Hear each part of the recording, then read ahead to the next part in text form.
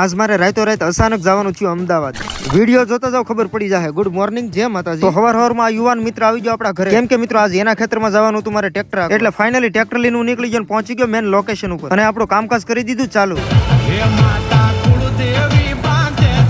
થોડીક વાર આ ખેતરમાં ટ્રેક્ટર આપ્યું મિત્રો, આપણું ટ્રેક્ટર થઈ ગયું ફૂલ ગરમ। એનું કારણ કે મિત્રો આની પેલા આપણું ટ્રેક્ટર હાલતું હતું હાઠિયું, એટલે રેડિએટર સંધાઈ જાય અને એન્જિન ને પૂરતી હવા ન મળે, એટલે ગરમીનો થોડોક પ્રોબ્લેમ તો રહેવાનો જ। તો આપણે સાફ સફાઈ કરી નાખી વ્યવસ્થિત અને કામકાજ કરી દીધું આપણે ફરીવાર ચાલુ। અને માત્ર 1 કલાકની અંદર બધું કામ પતાવી નીકળી ગયો ઘર બસ। અને સાંજે 7 વાગે અચાનક મારે નીકળવાનું છું અમદાવાદ, એટલે તરત જ નાઈ ધોઈને થઈ ગયો એકદમ રેડી ને નીકળી ગયો મહુવા તરફ। અને મહુવા થી લખનભાઈ ફોજીને મારે મૂકવા જવાના હતા અમદાવાદ, કેમ કે ભાઈ જાય છે લેહ લદ્દાખ, એટલે સવારમાં વહેલા 5 વાગે હતી એની ફ્લાઇટ, એટલે પછી મોડું ન થાય એ માટે નીકળી ગયા આપણે અમદાવાદ સાઈડ।